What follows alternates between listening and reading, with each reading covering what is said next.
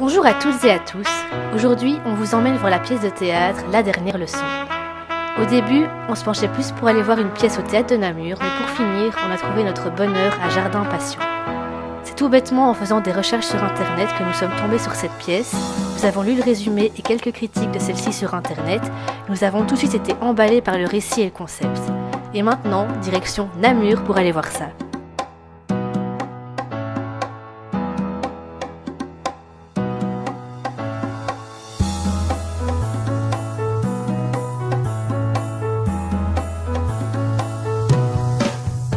Quand on entre dans le théâtre, on découvre un endroit avec beaucoup de photos, de lumière et de décoration qui lui donne un aspect très chaleureux et où nous pouvons patienter tout en discutant autour d'un verre avant de se diriger vers la place.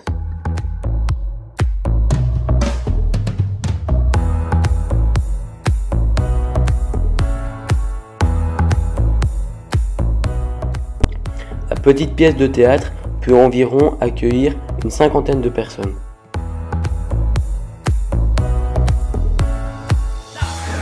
Tout d'abord, notre pièce représente 5 étudiants qui n'en peuvent plus du système scolaire et sont complètement dépassés par les événements. Ils commettent l'irréparable en brûlant leur école. Ils sont d'abord confrontés aux autorités, puis condamnés, mais avant cela, ils nous projettent quelques semaines avant le drame pour nous montrer comment ils en sont arrivés là. Pourquoi t'as toujours de la salive blanche là séchée au coin de la bouche monsieur, c'est vrai, c'est dégueulasse. L'éclairage a un rôle très important dans cette pièce puisqu'il est utilisé à de nombreuses reprises, notamment quand on passe d'un interrogatoire d'élèves à un autre, comme illustré ici. Les étudiants parlent chacun à leur tour et on met en avant celui qui est en train de parler grâce à la lumière. Ouais, vous savez qui c'est mon père?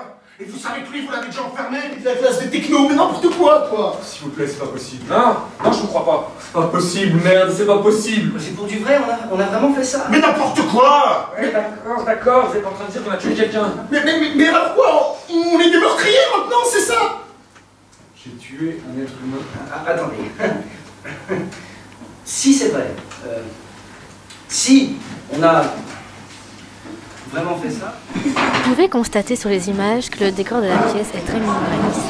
Il n'y a rien à part des bancs de classe. Il se rapproche plus d'un décor symbolique car les bancs symbolisent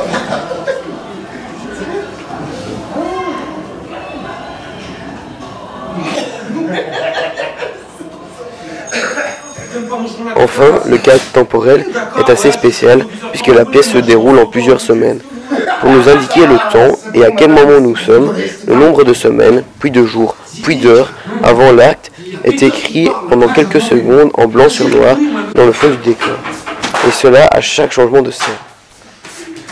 Les mecs, c'est à ces chacals de profs qu'il faut faire payer maintenant. Ouais. On va les dresser comme ils veulent nous faire. Ouais. On en attrape un et on le fait couiner, ce fils de chat. Ouais, les gars, calmez-vous là, ça n'a rien à voir. Mais quoi, rien à voir? Les profs. Après les 60 minutes de la pièce, les 5 comédiens ainsi que la metteur en scène viennent sur la scène et proposent un échange avec le public. Oui, celui-ci peut leur poser des questions. Nous avons pu en filmer quelques-unes. Vous avez passé quelques semaines actuellement avec des élèves en immersion dans ce genre d'école qui existe, tout le monde le sait. Mais non.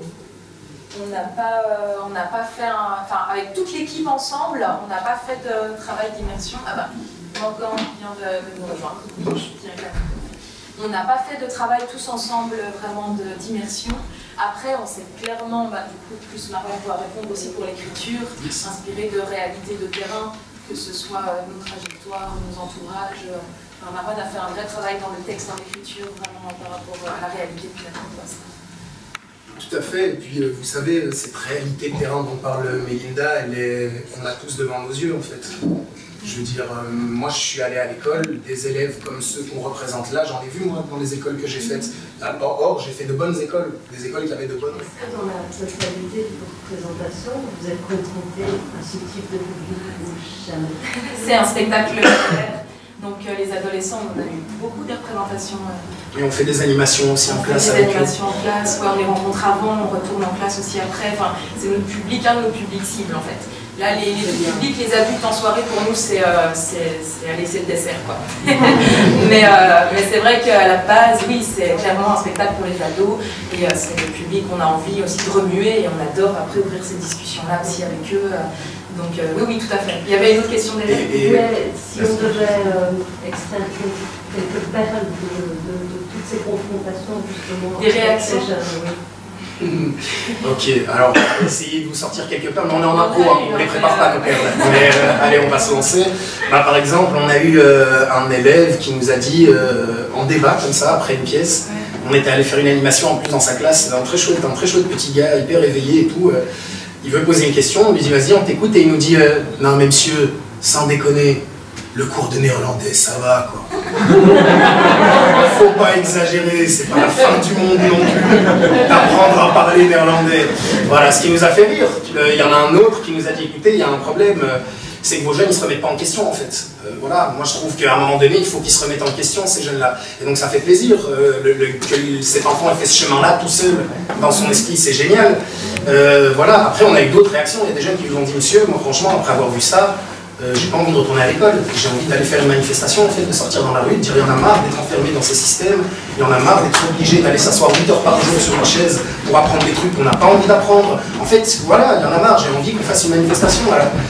Quand il y a une salle de 800 élèves devant vous, vous savez que vous marchez sur des œufs un peu, du coup on lui a répondu écoute, oui, bonne soirée monsieur, merci. Du coup on lui a dit bah écoute, ouais, va faire une manifestation, mais main dans la main avec les profs, avec les directeurs d'école, parce qu'il n'y a que comme ça qu'on va faire bouger des choses. S'il y a 20 élèves qui sortent dans la rue demain, on va dire il y a une émeute, tu vois. On va pas dire il y a une manifestation. On a eu des réactions touchantes aussi, où vraiment un jeune qui prend le micro et qui dit mais alors, comment on fait pour se faire entendre quand on est tout en bas de la pyramide, et qui a ressorti le texte du dernier monologue de Nel. Ça, c'était vraiment touchant, parce qu'il posait vraiment en détresse cette question-là, et il attendait de nous une réponse, alors que nous, justement, on est là pour vous aider. Il y a également des spectateurs qui ne posent pas de questions, mais qui partagent juste leur avis et leur ressenti par rapport à la pièce. J'ai trouvé vraiment ça tellement pertinent, même si le trait est forcé, mais c'est bien, parce que voilà. Et moi, bon, j'ai 51 ans, je me suis posé la question à un moment donné de reprendre des études pour devenir moi-même prof de français. Et puis tout le monde fait, j'ai renoncé. Mais donc c'est un sujet qui me touche, parce que si j'avais envie d'entreprendre ça, c'était avec un certain profil d'élèves, même si c'est pas la majorité selon moi. Déjà par rapport, je pense à ça, au profil socio-culturel, parce que même s'ils sont difficiles, il y en a, ils ne sont pas nécessairement tous dans une situation défavorisée, que du contraire parfois, mais ça c'est un autre débat. Bien sûr. Mais je m'interroge sur le côté miroir, si vous présentez cette pièce devant eux, comment ils réagissent par rapport justement à cet éternel esprit critique pour les autres et pas nécessairement pour eux, comme l'a dit un des intervenants que vous avez rencontré, manifestement, quelqu'un se remettre en question. Et moi, depuis le début, je me dis, mais qu'est-ce qu'ils vont proposer à un moment donné? C'est vrai qu'ils ne proposent rien. On critique les systèmes, les profs, les parents, la société, tout ce qu'on veut. Et à part ça, tu proposes quoi? Ben, en fait, rien, jusqu'ici, rien. Donc moi j'avais envie de savoir quelle est leur réaction quand vous jouez devant eux. Ça c'est la première chose. Et si vous avez eu des débuts de débat, de solutions, parce que moi, enfin voilà, je ne vais pas raconter ma vie, mais j'ai voulu les impliquer un petit peu dans la jeunesse qui se manifestait pas mal autour du climat et autres. Et à partir du moment où il a fallu faire quelque chose de concret, voilà, ça s'est assez vite dissipé, parce que c'est pas dans leur sujet d'intérêt au quotidien. Je ne dis pas ça pour aller à contrario de ce que vous dites.